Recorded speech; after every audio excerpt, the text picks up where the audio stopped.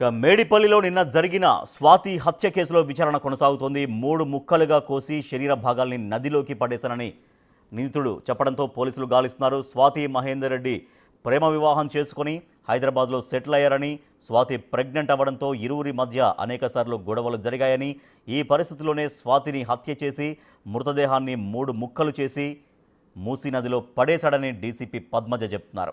మరోవైపు నిందితుడు మహేందర్ రెడ్డిని అరెస్ట్ చేసిన పోలీసులు రిమాండ్కు తరలించారు.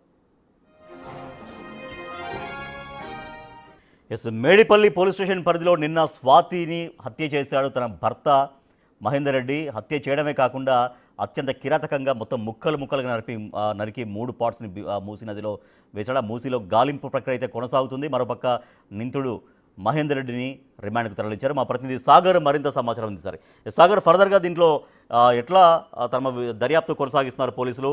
ఏమైనా ఆనవాళ్ళు ఏమైనా దొరికాయా మూసీ నదిలో పడేసినటువంటి బాడీ పార్ట్స్లో? గర్భిణి అయిన తన భార్య స్వాతిని అత్యంత కిరాతకంగా దారుణంగా హత్య చేసిన మహేందర్ రెడ్డిని అయితే పోలీసులు నిన్న రాత్రి జడ్జి ముందు ప్రవేశపెట్టి అనంతరం 14 రోజుల రిమాండ్ విధించడంతో చెర్లపల్లి జైలుకు తరలించారు. అయితే ఇప్పటికే కుటుంబ సభ్యులు స్వాతి మృతదేహాన్ని ఏదైతే 3 తల, కాళ్ళు, చేతులని పూర్తిగా 3 భాగాలని 4 విడతలుగా మూసీ నదిలో పడేసిన నేపథ్యంలో పూర్తిస్థాయి మృతదేహం లేని నేపథ్యంలో కుటుంబ సభ్యులు ఆందోళన వ్యక్తం చేస్తున్నారు.